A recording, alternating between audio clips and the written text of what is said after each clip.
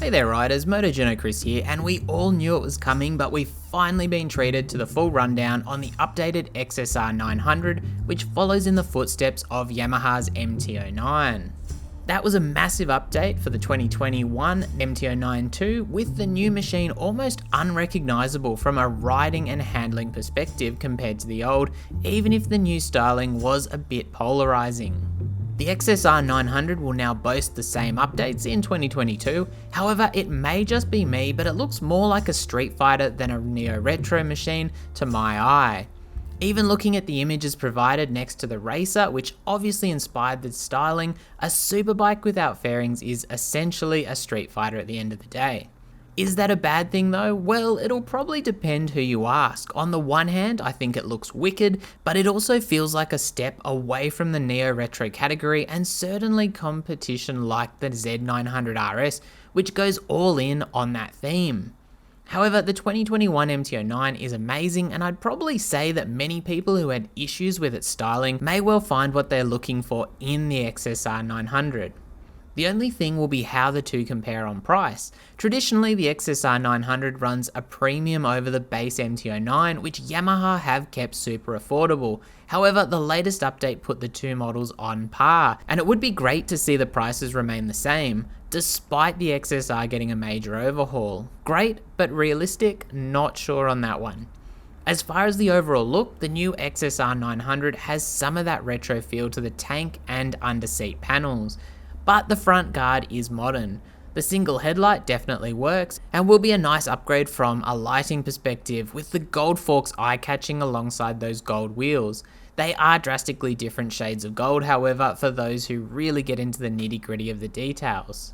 The exposed frame looks the business, but reminds me of a stripped back R1 Streetfighter, while the seat is definitely heavily focused on pillion comfort.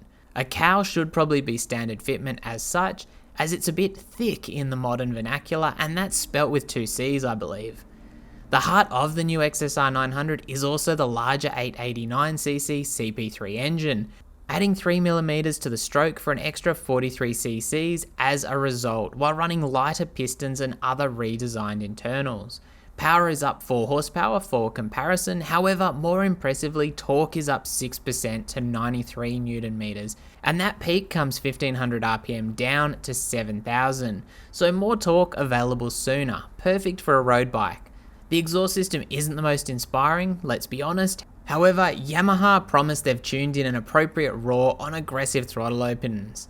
That will be an instantaneously recognisable triple-cylinder soundtrack like on the new MT09, no doubt, but you'll likely have to explore an aftermarket system if you want more volume. A slip and assist clutch is also run, lightening the lever pull and smoothing out engine braking when you're snapping it down through the gears. Slightly higher gear ratios are also featured in first and second, which Yamaha explains is to match the crankshaft inertia, EFI tune and feeling of torque. Electronics are also extensive as seen on the new MT09, now including a 6-axis IMU, which allows for lean sensitive traction control, slide control and front wheel lift control systems. Brake control also offers 2 ABS modes, one for upright emergency braking and the other for mid-corner and lent-over emergency braking, which, as with all ABS, independently modulates front and rear brake pressure to prevent lockups. The D-mode system is also featured, which XSR900 owners will be familiar with, and there's 4 modes, 1 being the most aggressive through to 4 being the least. On the MT09 launch earlier this year, in wet and slippery conditions, these modes really made a difference, while the engine is undoubtedly more refined than ever before without losing that bite the CP3 Triple is renowned for. Throttle control is also via a YCCT wireless twist grip or full ride-by-wire, which is basically the technology you see on the R1. Another very nice inclusion is the cruise control system, especially on heavily policed roads or for highway riding. Keeping you updated on the settings is that 3.5-inch TFT display, which looks the same as the MT09 unit and is a little small in the overall dash, but offers clear information. A mode button remains on the bars as well for easily toggling through on the move.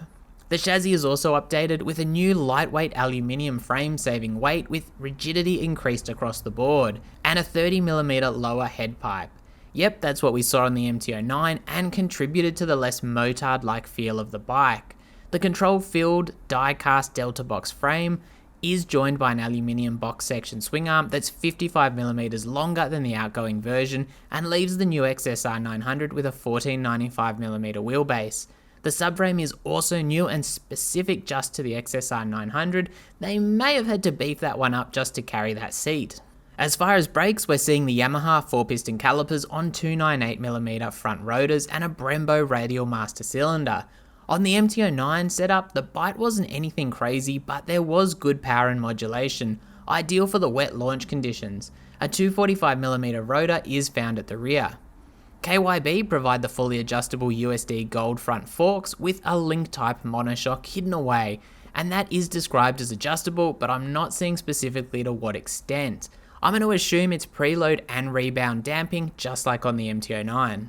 Wheels are also the spin forged items we saw on the MT09, saving 700 grams of unsprung weight over the old set found on the outgoing XSR900, which is impressive. The round headlight I already mentioned also runs full LEDs, as does the tail light and indicators.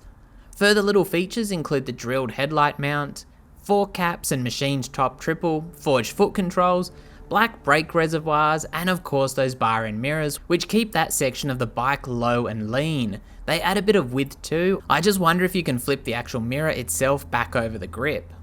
Now I should note that Yamaha aren't trying to call the new XSR900 a neo-retro. In fact, they've instead said it's a modern take on historic colouring with historic Yamaha racing influence, which extends to that 15-litre fuel tank with race-style cap. I'm interested to see how the seating position and ergonomics pan out too. It's described as flexible and relaxed, but I'm just wondering what kind of change we might see with the bar placement, which is lower than on the outgoing model. Now, as I said, pricing hasn't been mentioned anywhere as of yet, but we're expecting the 2022 XSR900 in Q1 of 2022. For comparison, the 2021 MT09 here in Australia is $15,449 right away out the door, $9,399 in the US, and £899 in the UK.